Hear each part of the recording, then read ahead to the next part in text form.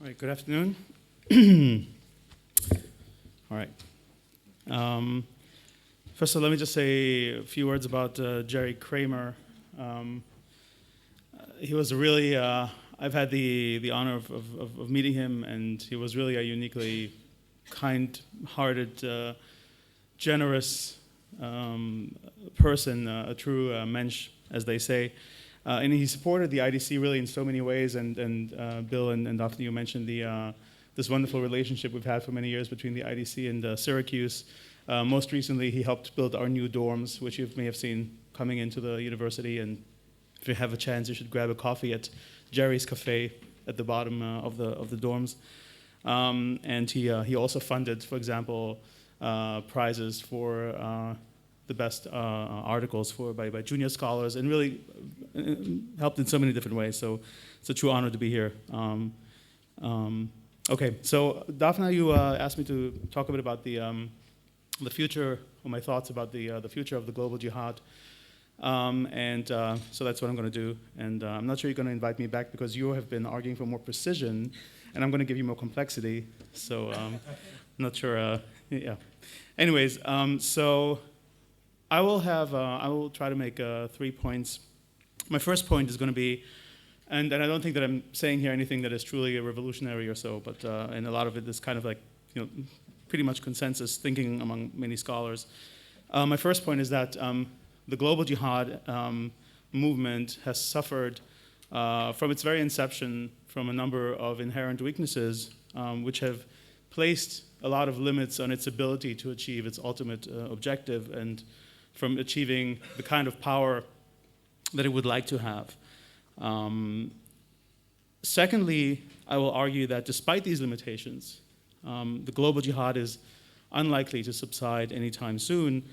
And the reason is that despite its inherent weaknesses, there are a number of countervailing environmental, organizational, structural forces that are strengthening the jihadis' hands.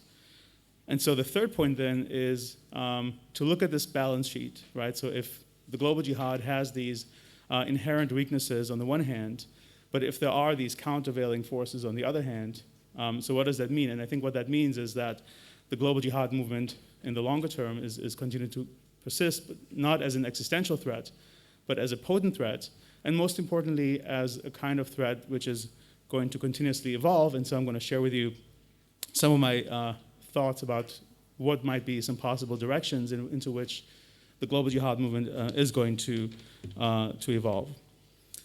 So, but before I start to expand on these 3 points, I want to just briefly define, or at least share the way in which I see the global jihad movement, which also relates kind of to the question of how wars end. So I see the global jihad movement as a militant Sunni social movement, which is composed of self-described true believers of Islam who believe that Islam is under attack, and so it becomes the individual duty of each and every Muslim basically to come to the defense of Islam by means of jihad. And of course, jihad, very, very complex, meaningful concept for all Muslims, but for jihadis, the concept of jihad is exclusively has exclusively military connotations. So as a broader social movement, the global jihad movement consists of a number of different types of groupings, right? It consists of formal organizations like the Islamic State or Al-Qaeda. It exists of informal networks, like those, for example, who attacked the Madrid train bombings. It also, of course, exists or consists of individuals. And so ISIS, right, a formal organization, is part of a broader social movement, and that has consequences for how, right, even if we were to defeat ISIS, will war end? Because how, right, we would still be left with this broader social movement. This is, by the way, not necessarily something new, right? You can argue that Nazi Germany was also part of a broader social movement of National Socialism, right? But I think that there's some differences. So the implication here is, how do you, if you are really fighting much more than simply one organization, if you're fighting an idea or an ideology, and there's a broader social movement, what does that mean about defeating, so to speak, that social movement? So, having said that, let me turn to my first point, which was that there are inherent limitations of the global jihad movement to achieve its ultimate strategic objectives. Now, at times, we can look at at times we've looked at the global jihad movement, and the threat may have seemed to us to be overwhelming, right? So at the time of 9/11, I remember exactly where I was, all of us do. The threat of terrorism of the global jihad seemed overwhelming, right? I think in 2013-14, when the Islamic State made its kind of dramatic rise, first in Iraq and then in Syria, there was also this sense, this palpable threat, right? ISIS seemed larger than life, unstoppable. And so we have these situations when the threat seems overwhelming. But that being said, it's important to keep in mind that from the very outset, the global jihad movement has suffered from a number of inherent problems which have limited its ability to achieve its strategic objectives. Brian Fishman, actually, who was today at Facebook and who was at this conference, and we published a book in 2013 which looked systematically at a lot of the inherent weaknesses. It was called Fault Lines in Global Jihad, and we called these internal weaknesses Al-Qaeda's self-inflicted wounds. It was an edited volume, and we highlighted several important divisions that have plagued the jihadi movement from the very outset, from strategic quarrels and tactical disagreements to disagreements over how the movement should be structured, who should lead the movement, who the main enemy is. Is it the Zionist enemy? Is it the Western Crusader enemy? Is it the internal enemy, right? All of these issues have been important sources of division. Those are not the only weaknesses of the global jihad movement, and in last year, my colleague Barak Mendelsohn has published another book where he looked at what he calls, the book is called Jihadism Constrained, and he basically adds a number of additional problems with which the global jihad movement has grappled, such as, for example, the jihad, one of these was the challenge that the jihadi movement faces in creating a political system that is built around religion at a time when nationalism is still so very strong among so many Muslims in the Middle East. Another challenge that he pointed out is the practical difficulties of establishing a polity that is transnational in character. So in other words, there are a lot of inherent internal disagreements, right? There are internal divisions. There are challenges to creating a religious polity and a transnational polity. So what all of this means, to sum up the first point I'm trying to make, is simply that the global jihad movement from its very inception has suffered from a series of impediments that have limited its ability to achieve its long-term objective. And so what that maybe means for our panel is that maybe this war will not end, but at least they're not going to win, right? Because they're too weak, and that's good. So let me get to my second point, and that is that these internal or endogenous problems that I just described, they do not happen in a vacuum. They happen at a time when there are countervailing forces that support or strengthen the global jihad movement, even at this very time. And these countervailing forces have sort of ensured the global jihad's staying power, making sure that the movement is not going to go away anytime soon. And I say movement more than ISIS, because even if ISIS will go away, the movement is going to persist, in my opinion. So, in other words, jihadism inhibited or jihadism constrained, as Barak Mendelsohn has put it, does not mean jihadism vanished. So here are a few reasons why we should lower our expectations. I'm not sure how many people have these expectations anymore at this point, but in case you do, here are a few reasons why we should lower expectations about the movement's impending demise. And I'm drawing here in part on an article I published last summer with my friend Colin Clark, which was published in Orbis. One reason why the threat is going to stay is that global jihad, unfortunately, maintains a very high level of ongoing ideological appeal. And there are a lot of different reasons for that.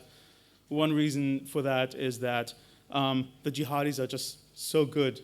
They're just really so adept at explaining kind of away their failures. A second reason is that the movement also remains very highly motivated. Right? The global jihad movement remains very, very highly motivated, including in its desire, by the way, to strike the West. the United States, European countries.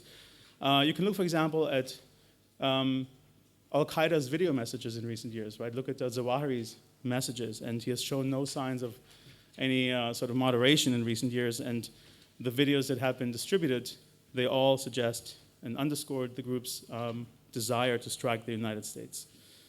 Third, another reason for the jihad staying power is that the decentralized nature of the decentralized structure of the movement, right? The global jihad movement has no single nerve center, right? To use a Star Wars analogy, there's no Death Star, right, that you can hit.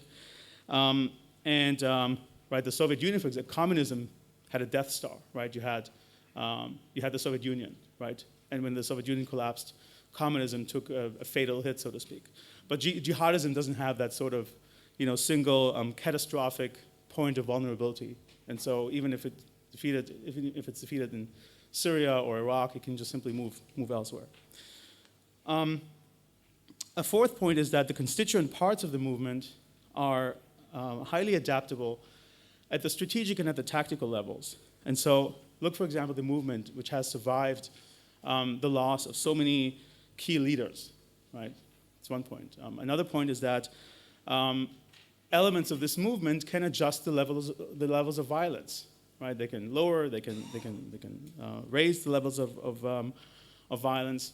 They can also kind of play around with the types of methodologies that they're using, right? In terms of the strategies that they use, they can kind of adopt the methodology. They can rely more on violence at some point in time. They can reduce levels of violence, but they can also use different types of militant modes of warfare, right? There are times when they can rely more on guerrilla as opposed to terrorism, or then they can rely more on terrorism as opposed to guerrilla, right? And that speaks of a high level of adaptation. And then finally, the global jihad is likely to stick around because many of the conditions that have that continue to enable the jihad are likely to persist.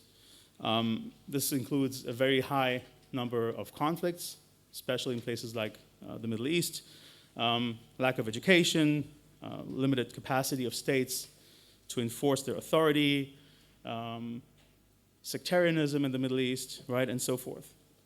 Just look at Syria, for example, right, which is parts of Syria are so devastated that it will take years or decades to rebuild, right, and there's no prospect of solid governance structures being erected in these places anytime soon, and that, of course, feeds into the hands of groups like the Islamic State. So to sum up my point number 2, right, despite the global jihad's inherent weaknesses, we can also identify these factors which in their totality are going to strengthen the movement in the longer term. So where does that lead us? And this brings me to my third point, which is that I believe that where that leaves us is that the global jihad is going to be not an existential threat so much as it will be, I believe, a potent threat, and most importantly, a resilient threat. And again, I'm not making anything, this is not anything new, right? A lot of people, Al-Qaeda has for 2 decades been described as a resilient, actor, and so I think that they will continue to adapt and evolve, right? And the question, so whereas that might be something which everybody kind of assumes, the question is really, how is that actor going to evolve? How is it going to adapt? And of course, nobody knows exactly the answer, and the answer is going to depend in some ways on the forces, right? These various forces that can either weaken or strengthen the global jihad movement. But I think that there are a number of trends that we can kind of discern. And so what are some of these trends which I believe are going to characterize the jihadi movement over the next, well, I don't know how many years, but in the foreseeable future? So I think that one of these trends is growing localization, right? So if you look at the history of the global jihad movement, until about 2013, 2014, until this dramatic rise of the Islamic State, the movement has been really kind of a unipolar movement, right? Al-Qaeda was kind of like the vanguard, right? And there was no real strategic competitor. With the dramatic rise of the Islamic State in 2013 and 14 in Iraq first, the movement has basically adopted a more bipolar structure, right? And this is kind of like more or less the current structure, right? It's of course very much simplified, and there are a lot of actors in this movement which are really unaffiliated, right? But basically, right, we're talking about a bipolar movement right now. So if that's the case, I think that in the foreseeable future, we're going to see a much, much more kind of like multipolar global jihadi movement. It's not at all clear to me that Al-Qaeda and the Islamic State are both going to be around in the same exact constitution. There may be other forces that are going to rise up. And I think that we're going to see a growing cluster of local jihadi activity. We have seen this already happening in a number of different places in North Africa, the Levant, South Asia, and other places. And not all of these clusters are necessarily going to have a clear affiliation with either the Islamic State or with Al-Qaeda, right? We can see certain areas, Syria, for example, where there are, Nigeria, where there are, where there's a competition, right, of which camp to kind of lean to. A second point here is that some of these clusters, some of these kind of localized clusters of jihadi activity are likely to develop into new local and regional hubs of jihadi activity, right? So take AQIM, for example, in Algeria, which has, of course, its history, GSPC, and then it became an official Al-Qaeda affiliate. But AQIM, right, over time, has become kind of like what my colleague Tricia Bacon is calling an alliance hub, right? A hub of jihadi activities, not only an official affiliate of Al-Qaeda, but also, a hub of activity that has a lot of local cooperative, relationships with much more localized kind of like mini jihadi organizations. And I think that we'll see more of that, and that again is going to complicate the whole picture. A third trend is that I believe that we will see an ever more diverse set of jihadi actors. Okay. So far, right, the main threats in the global jihad movement, of course, have emanated from formal organizations, Al-Qaeda and the Islamic State, but I think that we're going to see many, many more kind of informal types of groupings, informal networks, or individuals, and of course they're going to have all kinds of different relationships, perhaps with some of these networks or with some organizations. I think that we will also see, no less importantly, some of these informal jihadi networks, I believe, may shun violence, right, and may adopt a much, much more kind of like dawah type of recruitment in Western Europe, and that's going to be, I think, really a big challenge for law enforcement, how to deal with that, right, with these groups that are, in some way, certainly inspiring, sometimes recruiting, but really under the radar, and not outwardly using, any kind of violent tactics, but using dawah.